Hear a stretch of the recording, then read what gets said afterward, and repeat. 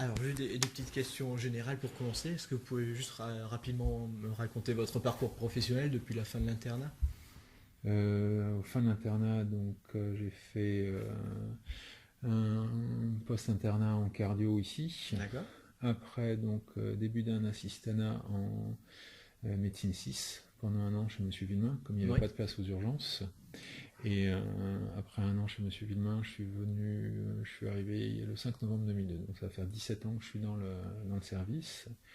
Euh, donc d'abord assistant, puis praticien hospitalier et j'exerce la fonction de chef de service depuis 2011, D'accord. décembre 2011. Ok. Et qu'est-ce qui vous a motivé à devenir urgentiste plus que généraliste, entre autres? C'était au courant de mes stages pendant mon internat, j'ai eu l'occasion de faire des gardes pendant mon deuxième semestre à Mulhouse. Ouais. Donc là, c'est une première approche de la médecine d'urgence. Et puis après, donc un stage de 6 mois à Pasteur, où j'ai apprécié ce type de pratique. Et c'est comme ça que je me suis dirigé vers la médecine d'urgence. Ok. Alors, pour entrer dans le sujet maintenant, depuis une dizaine d'années, quelles sont, selon vous, les évolutions majeures des urgences, que ce soit sur le plan fonctionnel, matériel, humain? Il y a une véritable déjà reconnaissance, une reconnaissance d'une véritable spécialité aussi. Ouais.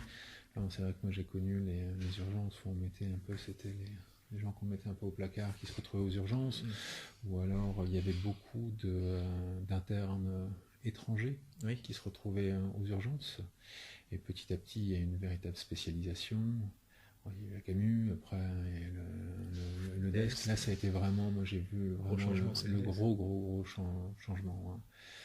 Entre la formation que j'ai pu avoir et la formation qu'ont eu mes collègues après avec le desk, et a fortiori maintenant avec le desk. Voilà, donc une amélioration de la formation, une amélioration de la reconnaissance aussi au sein de l'hôpital vis-à-vis des confrères. Et puis, alors après, donc l'évolution au niveau des conditions de travail, à la fois, il y a eu du mieux, parce que on a été reconnu, on nous a mis des moyens pour restructurer les services. Et puis, par contre, au niveau de l'augmentation du nombre de passages, nous, depuis 2011, je crois, ou 12, on doit avoir plus de 25% d'activité. Donc là, c'est là où ça devient plus compliqué. Moi, j'ai connu différentes phases. Quand j'ai commencé, les conditions n'étaient pas forcément mieux. On avait moins de passages, mais on était aussi nettement moins. Ouais, on avait 3 internes, on était 5 ou 6 praticiens. Oui, alors que maintenant, il y a 17,6 équivalents temps plein de budgétés. Alors même si on n'est pas à effectif plein, là pour le moment, on est proche de 12 équivalents, 11,65 équivalents temps plein. Mais on est aussi beaucoup plus d'internes. Voilà. Ok. Et justement, la charge de travail, vous trouvez qu'elle a évolué comment, que ce soit physiquement, mentalement? Alors physiquement, ça devient plus difficile parce que j'avance en âge aussi. Ah, c'est sûr, il y a tout. Donc ça entre en ligne de compte aussi. Mais disons qu'il y a un flux plus constant. D'accord. Et ça joue sur l'épuisement aussi mental, ou c'est bon, c'est juste. C'est que c'est pas tellement le fait de travailler, c'est qu'il y a de temps en temps il y a des moments très intenses. C'est ça qui est épuisant. C'est pas tellement d'arriver, de faire son travail, hein. C'est qu'à un moment donné, il y a tellement de choses, tellement de patients qui sont là, tellement d'informations à gérer. Pour moi, c'est ce qui est le plus difficile. Passer 24 heures aux urgences, mais si j'ai le temps de m'occuper de mes patients les uns après les autres, ça va. Mais quand vous avez, notamment quand on est au CUP en SMUR, quand on arrive à 18h30 pour la garde, quand vous prenez toutes les transmissions, à ça vous rajoutez tous les patients qui arrivent, plus les internes qui viennent vous demander de sécuriser leur dossier, donc c'est là où ça devient compliqué, quoi. Et considérez-vous qu'il y a eu des changements dans la prise en charge des patients, justement, sur ces 10 dernières années? Ah, totalement. Moi, de par la formation aussi, hein. Moi, quand je suis arrivé dans le service, on ne prenait pas en charge les urgences vitales. C'était tout de suite transféré en réa. Et petit à petit, donc, parce que l'équipe au départ ne faisait pas de SMUR. Après, quand le SMUR a été rattaché aux urgences en 2005, donc on s'est mis à faire du SMUR. Donc on a été amené à prendre en charge les patients de plus en plus lourds. Donc au niveau du déchocage, oui, maintenant on voit, on a des gens intubés, ventilés qui restent 3-4 heures chez nous. Au niveau des bilans, on a des bilans beaucoup plus poussés. C'est pas du tout du tri. On essaie que les patients partent de chez nous déjà avec un diagnostic et un maximum d'examens complémentaires. Donc oui, je pense qu'il y a une plus-value ces dernières années dans la prise en charge des patients. Et malgré le fait qu'il y ait plus de passages, on arrive à garder une qualité de prise en charge. On tente, parce qu'effectivement, il y a des fois où on a l'impression, enfin, moi j'ai l'impression d'avoir eu beaucoup de chance, parce qu'on ne comprend pas qu'il n'y ait pas eu de couac durant la nuit, quoi. C'est surtout de par le volume d'informations, et pouvoir gérer tout ce volume d'informations en même temps. Alors il faut pas non plus noir sur le tableau, c'est pas tous les jours comme ça, quoi. Oui.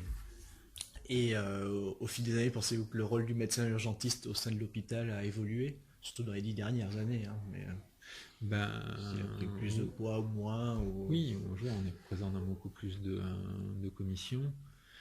Des commissions qui ont l'importance. Moi maintenant je suis président de la commission des admissions non programmées, donc j'ai pu mettre en place le plan hôpital en tension. Il y a la commission pour l'organisation et la permanence des soins, donc la gestion des internes. Donc il y a certains postes un peu clés qu'on a pu prendre, mais c'est à force de persévérance, parce qu'avant les urgentistes étaient un peu exclus de tout ça. On n'avait pas trop le droit au chapitre. D'accord. Ouais. Et comment a évolué le rapport et le relationnel avec les patients au fil des ans? Alors, s'il a évolué. Hein, Non, après vous avez... on a l'impression qu'une part de la population prend maintenant les urgences comme un endroit où c'est un peu le supermarché du soin. Voilà. Mais c'est pas la majorité des patients. Voilà. On a vu une frange de patients comme ça apparaître. Je pense que c'est pas la majorité. D'accord, et c'est pas plus tendu, il n'y a pas plus de tension avec les patients? Il y a des tensions, mais c'est normal, il y a plus de tensions parce qu'il y a plus de passages. C'est ça aussi. C'est vrai, c'est vraiment en lien direct. Il y a toujours eu. C'est un endroit où les gens viennent en situation d'urgence, qu'elle soit réelle ou ressentie. Voilà. Donc c'est normal qu'il y ait des tensions aussi. Et le relationnel avec les autres urgentistes et les infirmiers, malgré les changements de conditions de travail, elles sont restées stables? C'est comme dans tous les services, il y a des hauts, il y a des bas. Par contre, là aussi, au niveau du personnel soignant, on a vu un changement au niveau des compétences.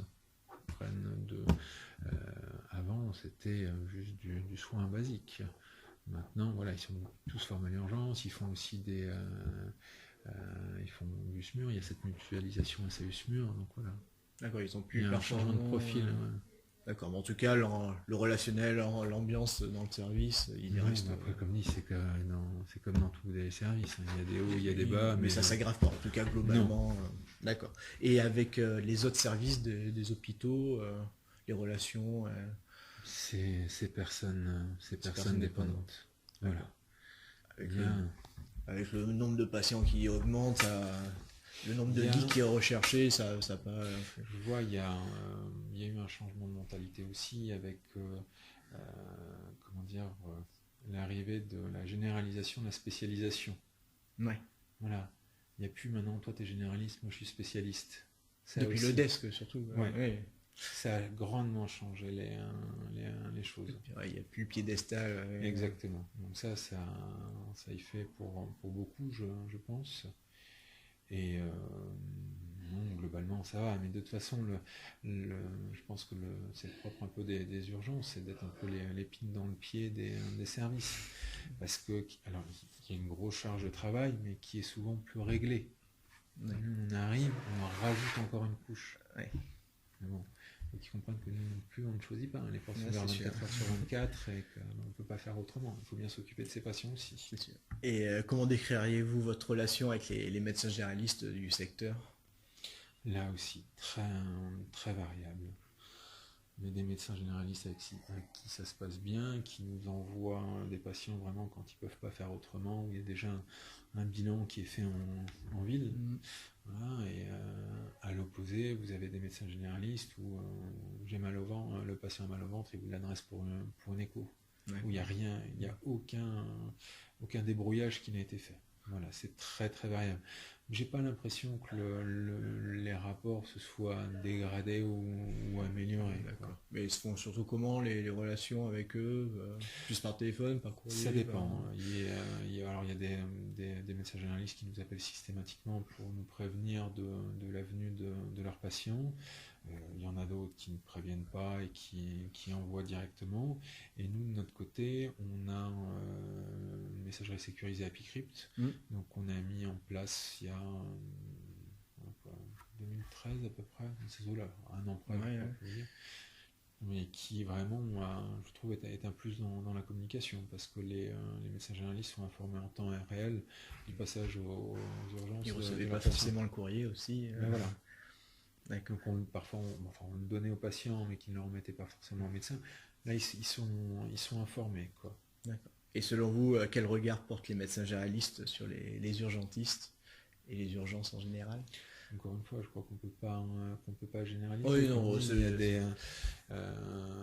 y a des généralistes qui nous considèrent comme leur partenaire et comme le premier maillon hospitalier, et il y en a d'autres où on ne sait pas quoi faire du patient, on envoie le patient aux urgences pour faire le bilan. Voilà. Et quelle est votre opinion justement sur la gestion des médecins généralistes vis-à-vis des patients qu'ils adressent et l'évolution, si c'est adapté ou si ça se dégrade ou s'ils envoient pour... Je ne pourrais pas vous le dire. Sincèrement, pour moi c'est pareil. Il y a toujours le lot de médecins ou avec qui tout est fait, la prise en charge, et on sent qu'ils ont fait le maximum à l'hôpital. Et il y en a d'autres où je vous dis, je vous adresse pour, point barre, vous n'avez pas d'antécédent, vous n'avez pas de traitement, vous n'avez aucune information aucune information sociale. Ouais, mais au fil des années, il n'y a pas une sensation comme quoi ça s'améliore ou que ça se dégrade, c'est toujours pareil, il y a des médecins... Non. Je pense que si, ça s'est amélioré quand même par justement le fait qu'il y a AppyCrypt aussi, Là, moi, ce qui me fait peur, c'est que avec la réforme du troisième cycle aussi, les généralistes connaissent moins bien aussi l'hôpital, parce que faire des stages hospitaliers, ça permettait de se faire son réseau aussi, et d'apprendre la médecine, parce que apprendre la médecine générale, ça s'apprend en libéral, mais apprendre la médecine tout court, je pense que ça s'apprend à l'hôpital. Ouais. Voilà. Et en plus, c'est un bon moyen pour voir justement le lien ville-hôpital aussi, et de se créer son réseau. Bon, c'était la question d'après, mais c'est très bien. Et comment a évolué la gestion de la permanence des soins en coordination avec les médecins généralistes du secteur? Mais il ne faut plus de il n'y a plus rien. Il y a juste SOS médecins. Donc maintenant, c'est plus qu'avec eux. Plus que SOS médecins. D'accord. Mais ça se passe globalement. SOS médecin, c'est pareil, il y en a qui on se demande pourquoi ils appellent d'abord SOS médecin, parce que de toute façon il n'y a rien, c'est pareil, c'est un symptôme, j'envoie aux urgences. Il y en a d'autres qui tentent de gérer, et puis finalement la situation ne s'améliore pas dans les 24 heures et qui viennent aux urgences, quoi. Mais bon. Problématique, c'est on avait essayé de se rapprocher des SOS médecins pour leur proposer on leur a proposé de disposer des locaux en dessous des urgences, aux consultes externes, la nuit et le week-end, mais ils ne voulaient pas, ils préfèrent rester juste à côté. Mais... D'accord. Oui, mais quand même. Parce que vous avez ils voulaient qu'en fait les patients viennent chez nous, que le patient a possible présenté chez nous, qu'il appelle SOS médecin, que ce soit SOS médecin qui dise oui, vous restez aux urgences ou non, vous venez chez nous, le patient est là-bas, et que après finalement il décide s'il peut aller en ville ou sinon il nous le réadresse. C'est pas très fluide. C'est pour ça qu'on avait proposé qu'il s'installe en dessous. Quoi. D'accord. Et si après vous posez la question sur le 116 117, pour le moment on a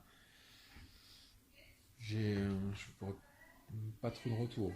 Les quelques retours que j'ai eus sont plutôt négatifs, parce que les gens qui ont appelé le 116 117 avant 20h, entre 18h et 20h, on leur a dit présentez vos urgences, ça n'a pas trop marché. Voilà. Nous, on a une petite baisse quand même, on a une baisse de 2% de l'activité cette année. Ah oui, c'est rare. Voilà, alors que toutes les dernières années, comme je vous dis, on s'était pris 25% d'activité en plus. Saverne aussi, c'est un petit peu diminué cette année, mais c'est les deux seuls hôpitaux. C'est l'ESTA aussi. J'avais eu Karine Paillet-Prado, et elle me disait que ça avait baissé aussi de 2%. Je l'ai vu hier, elle ne l'a pas dit, mais... Et donc on a baissé. Alors est-ce que c'est avec des mesures telles que le 116, 117 Je ne sais pas. Il n'y a pas assez de recul pour l'instant. Et comment vous imaginez l'avenir des urgences? Pas ce que vous espérez, mais comment vous pensez que ça va évoluer dans les années futures?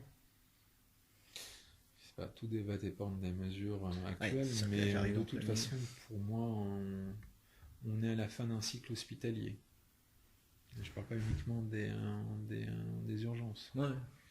Donc, soit effectivement, il y a plus de moyens de façon globale à l'hôpital pour accueillir les patients, soit ça va être problématique. Et puis moi, ce qui m'inquiète aussi, c'est pas tellement les moyens financiers qui sont mis, c'est les moyens humains.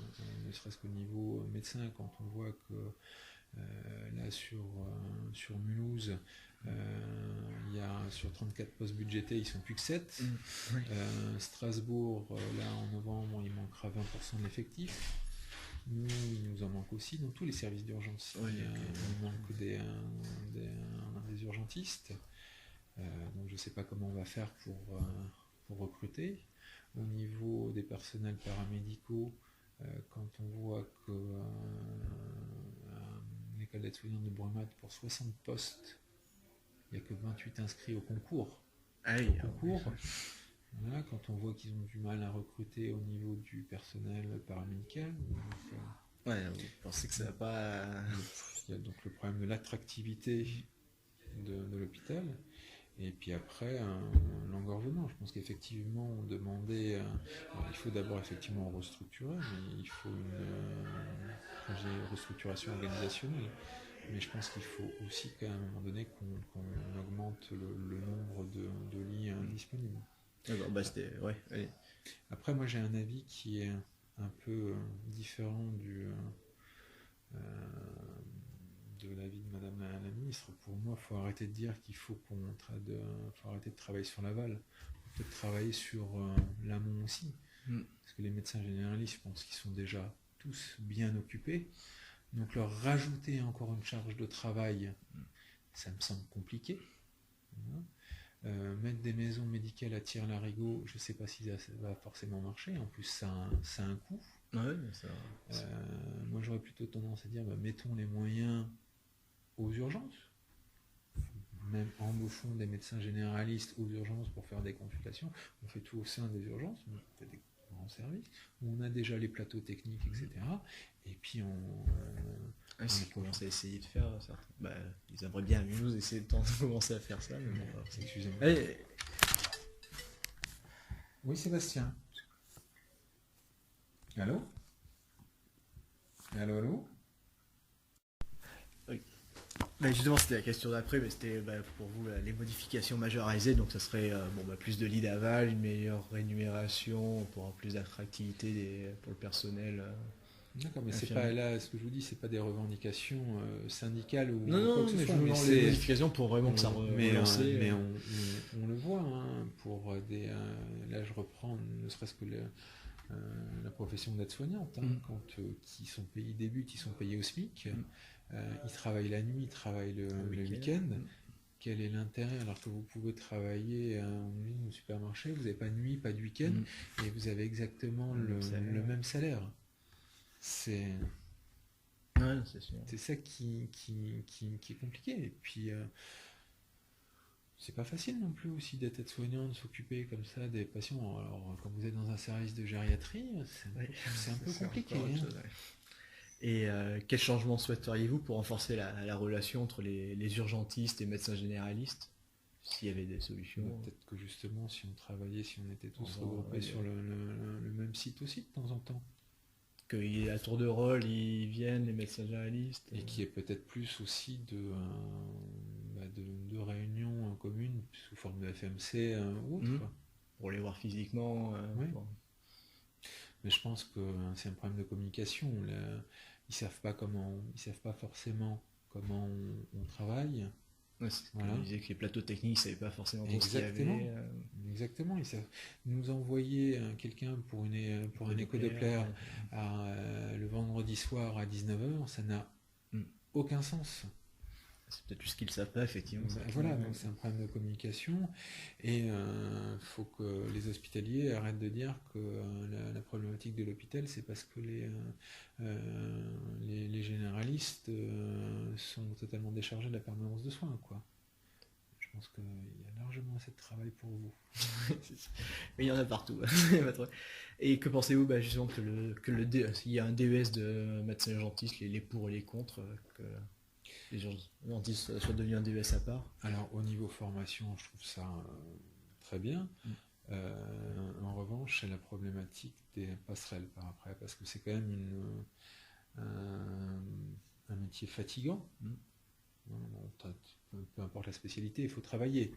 Mais comment dire, de par le rythme aussi.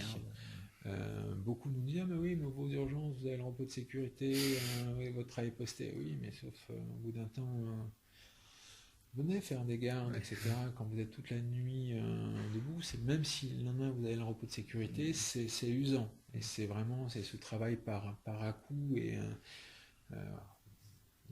c'est quand même usant. Donc tenir dans la durée. Alors le fait d'avoir une activité mixte et variée, SAU, SMUR, HCD, ça permet de varier les choses, et ça permet de tenir dans la durée. Mais je vois ceux qui font que du SAU, faire ça toute une carrière, ça me semble vraiment compliqué. Et cette problématique, le DES, c'est après quelles vont être les possibilités de passerelle. D'accord, Parce qu'avant, on pouvait faire une capacité. Alors, vous pouviez être médecin généraliste, voilà. Vous pouviez, même si après 20 ans d'urgence, faire la médecine générale, c'est compliqué parce que c'est pas du tout la même pratique. Gérer un diabète, gérer une hypertension, il y aurait un peu de mal maintenant. Voilà. Donc, il y avait la médecine générale, avant il y avait possibilité de faire des capacités. Si maintenant ils veulent qu'il y ait des passerelles en faisant des DES aussi, mais les DES c'est sur 2 ans, avec tous les stages, etc. Je ne sais pas quand vous travaillez à temps plein, je ne sais pas comment vous faites. Donc tout va dépendre de ça, quoi. D'accord. Et les modifications du DES de médecine G, qu'est-ce que vous en pensez? Le fait qu'ils sont obligés maintenant de le faire en première année, le semestre aux urgences, qui est moins stage hospitalier. Pour moi c'est une hérésie. Les deux? Que ce soit le stage hospitalier en moins et le stage... les deux. Comme dit, je pense qu'effectivement, pour apprendre la médecine générale, il faut faire des stages en libéral. Mais comme je vous disais avant, la médecine, ça s'apprend à l'hôpital. Gérer une décompensation cardiaque, gérer une pneumopathie, etc. C'est là. Et puis c'est l'endroit où vous voyez le plus de spécialistes. Vous avez votre interaction. Sinon, quand vous êtes en cabinet, c'est un médecin qui vous dit comment faire. Alors que là, vous êtes en relation directe avec les spécialistes, c'est quand même le bon endroit pour apprendre. C'est normal qu'il y ait plus de stages libéral, c'est bien, mais faire un peu de gynéco, avoir avec le SASPAS qui apprend un peu plus l'autonomisation, ce qui prépare après à l'installation. Mais bon, non. Moins de stages hospitaliers, c'est catastrophique. Et balancer des jeunes internes, parce que je trouve personnellement qu'il y a un peu une baisse de l'autonomie pour les jeunes internes qui arrivent. Les balancer en premier semestre aux urgences, où maintenant avec la charge de travail, on leur demande d'être autonomes tout de suite, c'est compliqué. Hein. C'est vraiment l'apprentissage dans la douleur. Ouais. Je vois, ils étaient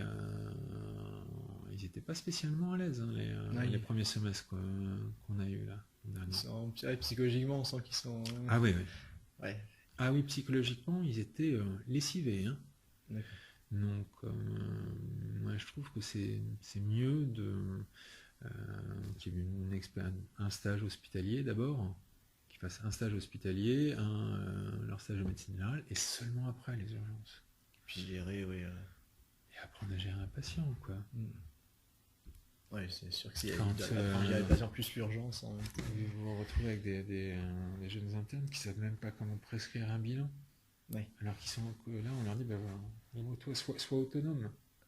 Alors je suis bien d'accord que l'internat, c'est vous êtes là en apprentissage. Il y a quand même des services où il faut un minimum d'autonomie. Et juste la dernière question, envisagez-vous une carrière complète en tant qu'urgentiste à l'heure actuelle, hein, si les conditions de travail restent comme actuellement? Physiquement, je me vois mal faire des gardes jusqu'à l'âge de 67 ans. D'accord. Donc peut-être au pire réduire, mais... On verra, mais alors après moi aussi ce qu'il y a c'est que en tant que chef de service j'ai aussi une part d'administratif. C'est différent. Et il n'y a pas avec l'âge le droit de diminuer le nombre de gardes? C'est à partir de 60 ans.